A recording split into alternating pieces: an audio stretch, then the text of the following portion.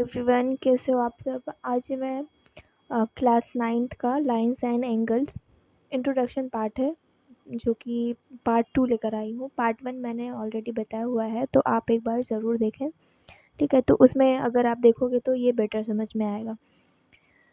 Next जो आगे topic अपना बचा हुआ था वो है कॉम्प्लीमेंट्री एंगल। कॉम्प्लीमेंट्री एंगल क्या होता है कि अगर कोई दो एंगल है, उसका सम अगर 90 डिग्री आ रहा है तो उसको हम क्या बोल देते हैं, कॉम्प्लीमेंट्री एंगल।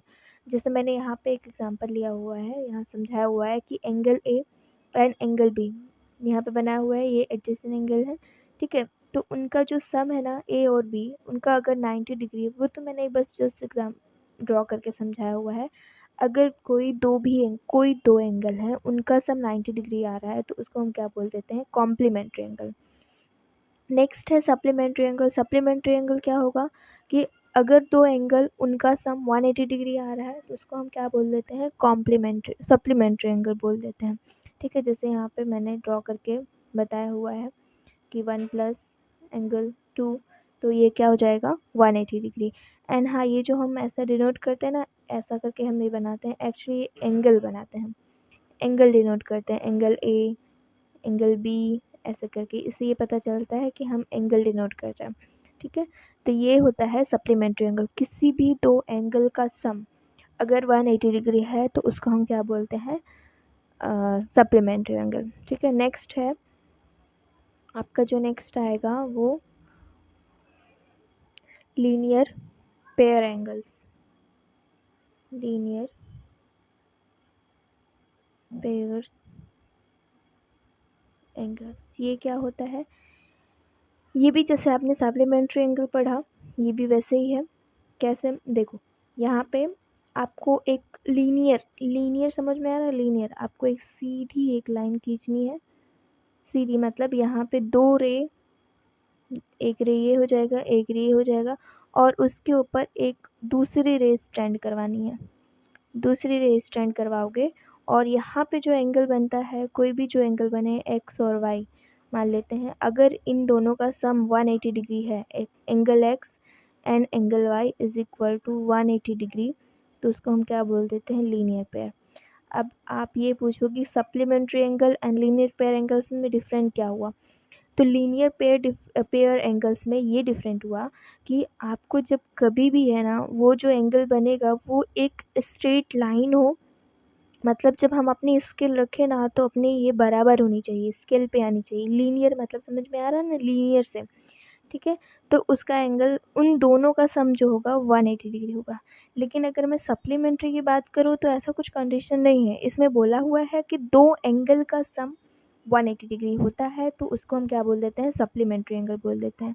लेकिन अगर लीनियर पेयर की बात करूँ तो लीनियर पेयर है ना, वो एक स्ट्रेट लाइन में ही आनी चाहिए, वो स्ट्रेट लाइन में आनी चाहिए। उन दोनों एंगल का सम 180 डिग्री आ रहा है तो उसको हम लीनियर पेयर एंगल बोल देते हैं, ठीक है। ये होता है इनके बीच में डिफरेंस। ओके, नेक्स्ट चलते हैं एडजेसेंट एंगल। एडजेसेंट एंगल क्या होता है,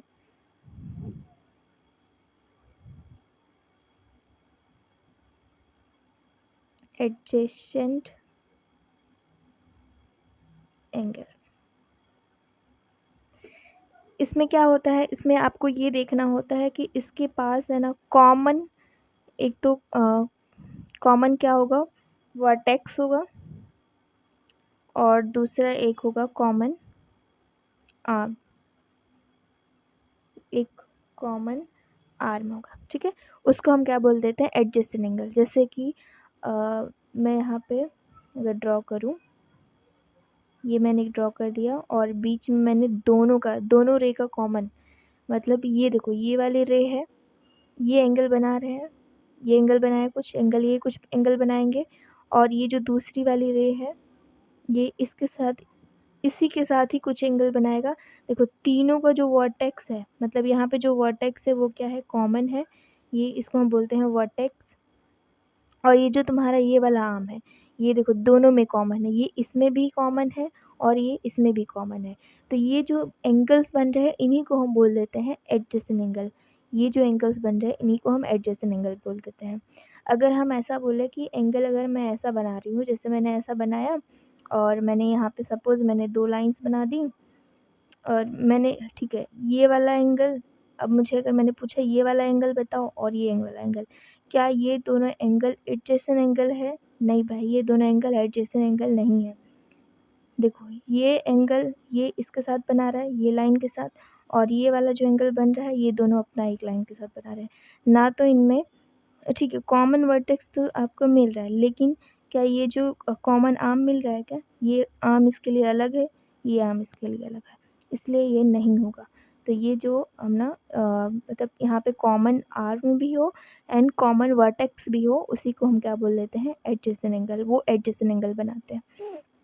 ठीक है, इतना समझ में आया। नेक्स्ट है अपना वर्टिकली अपोजिट एंगल।